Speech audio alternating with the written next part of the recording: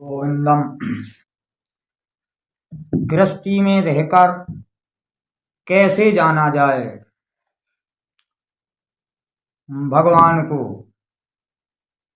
परमेश्वर को कैसे पाया जाए, यह प्रश्न है लोगों का। गृहस्थी जाल छूटे तब भगवान का भजन कर पाए। ये गृहस्थी जाल भजन करने नहीं देता। गृहस्थी में कैसे पाया जाए, पर यहाँ जो समझाया जा रहा है बड़ी सावधानी से समझिए कि गृहस्थी में ही पाया जा सकता है, मात्र गृहस्थी में ही पाया जा सकता है, गृहस्थी में नहीं। यदि गृहस्थी में पाया गया तो अद्र होगा। जैसे सनकादिकों ने पाया, तो सनकादिकों की स्थिति अपूर्ण है। सनकादिकों की कोई अर्धाग्नि नहीं है, गृहस्थी नहीं है।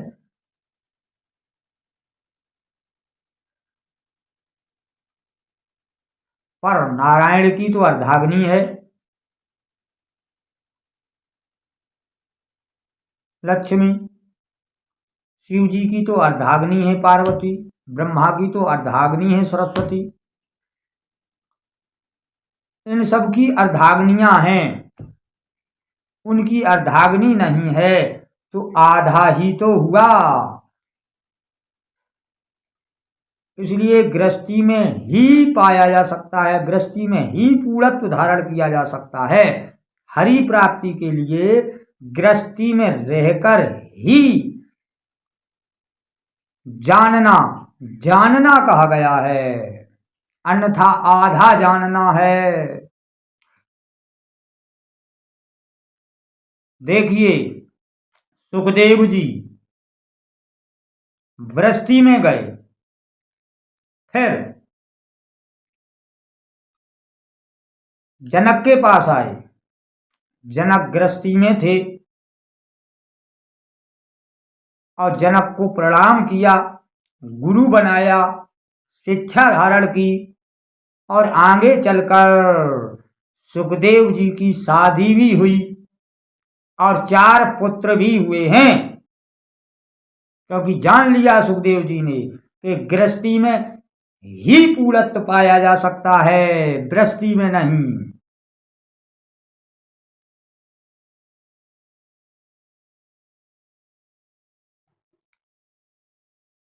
परशुराम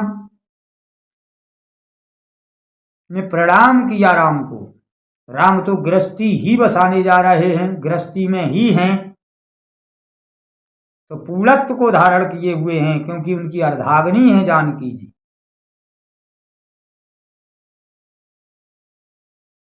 दुर्वासा अम्बरीश के पास आए, पराजित हो गए, क्योंकि अद्र थे और अम्बरीश पूर्ण था।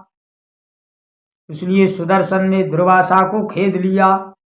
युधिष्ठिर के पास आए, वो ग्रस्त था, एक चावल में अफर के भाग गए दुर्वासा, अद्र थे। अष्टावक्र जनक के पास आए, ग्रस्त थे, क्योंकि अपने पिता की कैद छुड़ाने के लिए आए थे। जब गृहस्थी नहीं थी तो फिर पिता कहां से आया? अपने को पुत्र मानकर पिता की कैद छुड़ाने के लिए आए, तो गृहस्थी में थे। अष्टावक्र महामुनि कहे गए।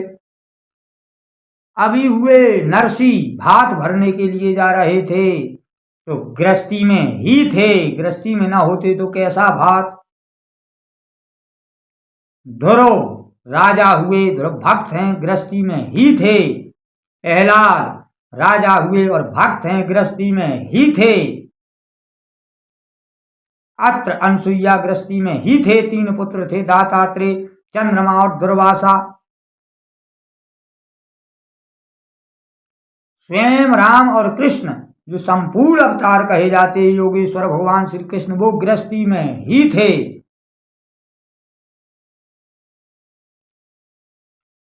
गृहस्थी में ही पूर्णत्व धारण किया जा सकता है, इसमें कोई भी संशय नहीं है। यदि किसी ने गृहस्थी में किया भी तो अद्र होगा, अर्धाग्नि रहित होगा। जैसे सनकादिक हैं,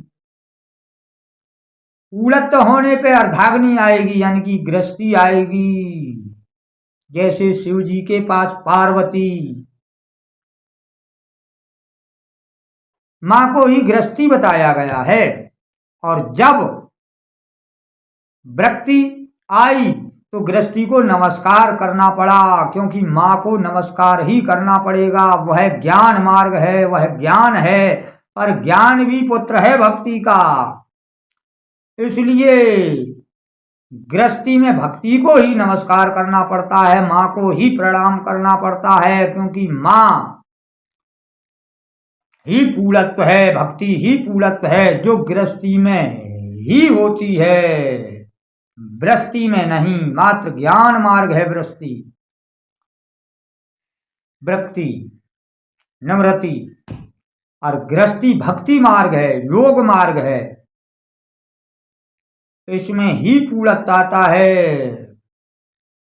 पर भक्ति और वासना दो विशेषताएं गृहस्थी में विशेष रूप से निवास करती हैं। यह वासना लग जाने की वजह से भक्ति समझ में नहीं आती, और जब वासना भाग जाती है, जैसे कागभुसुंड की भाग गई, मन ते सकल वासे ना भागी, केवल हरिय चरण लय लागी, तब ते मोहे न व्यापी माया, जब ते श्री हरि को अपनाया। कागभुसुंड कहते मन से सकल वासना भाग गई, केवल हरि चरण लय लागी हुई है। तो यह वासना और भक्ति का जो रहस्य है, मात्र इसको ही समझना है, और यह निष्फिक्र जान लीजिए कि गृहस्थी में ही हरि की प्राप्ति होती है, और गृहस्थी में की गई प्राप्ति ही पूर्णत्व प्राप्ति कहलाती है, गृहस्थी में की गई नहीं। वो अत्र शाखा वाला ब्रह्म कहा जाता है, और गृहस्थी में की हुई प्राप्ति पूर्ण शाखा वाला ब्रह्म कहा जाता है। इसलिए गृहस्थी में रहकर ही वासना और भक्ति का रहस्य समझिए। किसी महापुरुष से जाकर जाइए, किसी महापुरुष की सानिध्य में, जो गृहस्थी और वासना का भली भांति रहस्य जानता हो। उस गृहस्थी और वासना का रहस्य समझाकर हृदय से वासना को हटाकर भक्ति को स्थापित कर देगा, जिससे परम पद की प्राप्ति हो जाएगी, परमानंद की प्राप्ति हो जाएगी, और पूर्णत्व सिद्ध हो जाएगा। यही इस प्रसंग का रहस्य है। इसलिए इस भ्रम से निकलिए कि घर गृहस्थी छोड़कर भजन किया जा सकता है। इस भ्रम से बाहर आइए। भजन, पूजन, याचन और भक्ति और प्राप्ति भक्ति में ही की जा सकती है मात्र। यह संपूर्ण सत्य है, पर इसे समझिए महापुरुष से जाकर के। बोलिए गोविंद भगवान की जय। जय जय श्री राधे श्याम श्यामा श्याम। जय हो।